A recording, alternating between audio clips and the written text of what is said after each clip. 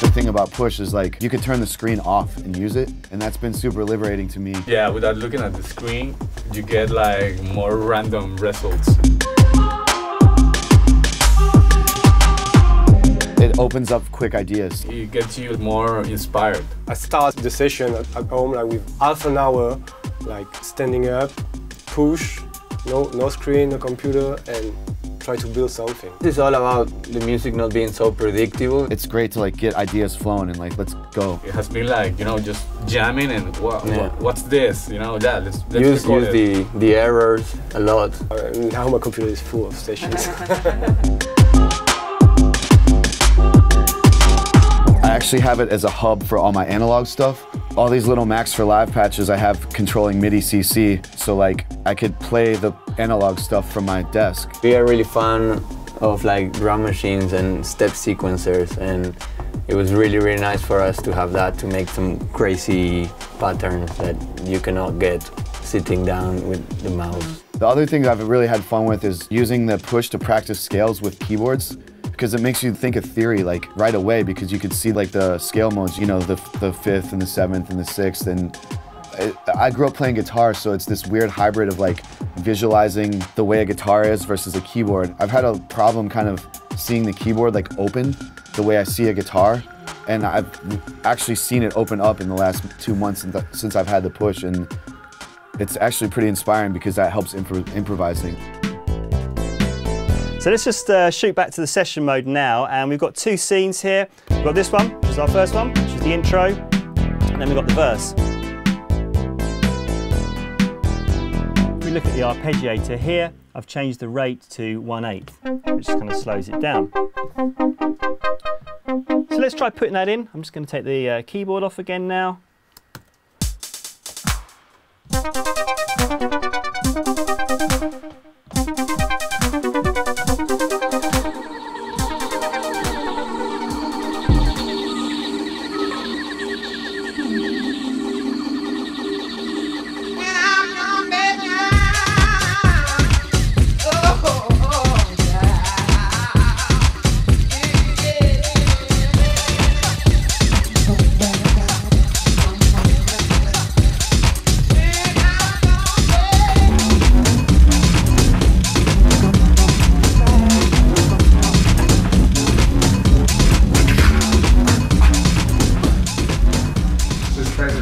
So these are the octaves, and it's like half guitar, half piano. So it's 1, 2, 3, 4, 5, 6, 7, 8, or 1, 2, 3, 4, 5, 6, 7, 8, or 1, 2, 3, 4, 5, 6, 7, 8.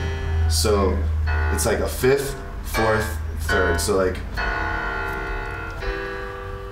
and then the scales. So you can switch. Like you can either play chords on one hand, or you know like. Back to the house machine. Yeah. So you're like, This one. And I bought a sustain pedal, so like. So that's in key mode, and then this is chromatic. Yeah. So if you're like on the drum kit, like if you want like more drums, you could. It's like the octaves on the drum machine. Yeah. And like what I have like I have this thing spitting MIDI out to my 909.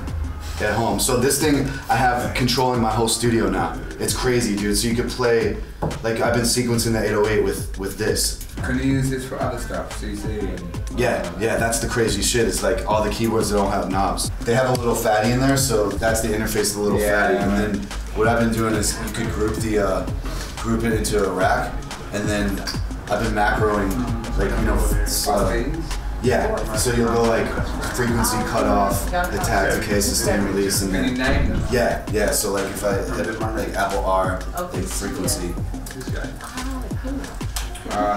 There's going to be Max for Live mods for this thing. Oh, for sure. The nerds are about to go. Yeah. That's important. Break the rules a little bit, because that makes you don't be predictable.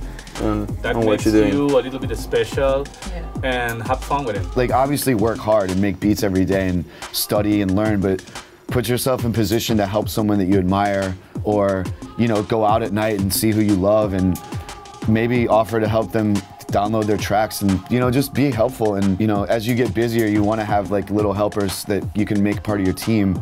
And that's kind of how you can organically connect with people you admire. Because we are surrounded by all kind of technology, like super easily, you can have like millions software and VST and even hardware and MIDI controllers.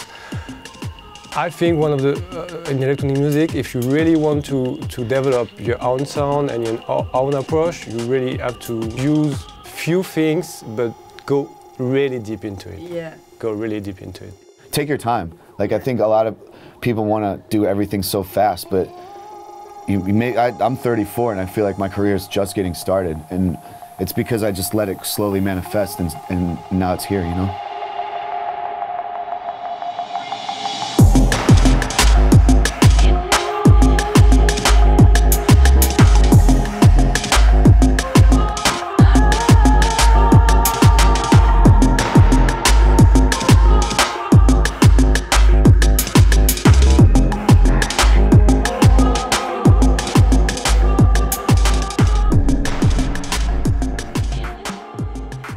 At Point Blank Online, you've got two methods of interaction with your tutor.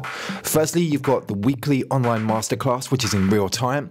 And then also we've got feedback on your assignments, and that's known as DVR. So the online masterclass is a 1-hour session you get with your tutor every week. You can ask questions about the lesson content and get instant feedback, and also demonstrations on the fly from their computer desktop with our streaming technology. DVR stands for Direct Video Response, and the concept is really simple. You upload your Ableton, Logic or Cubase project file to your tutor, he downloads it and then pushes record on the screen capturing software and evaluates your work, so basically giving you one-to-one feedback. You see all of the mouse movements and any parameter changes made by your tutor. It's kind of like sitting in the studio over their shoulder watching what they're doing whilst they work. We have found the DVR process has truly revolutionized the way that we teach online, and the results speak for themselves. Book your place on a course now by visiting pointblankonline.net.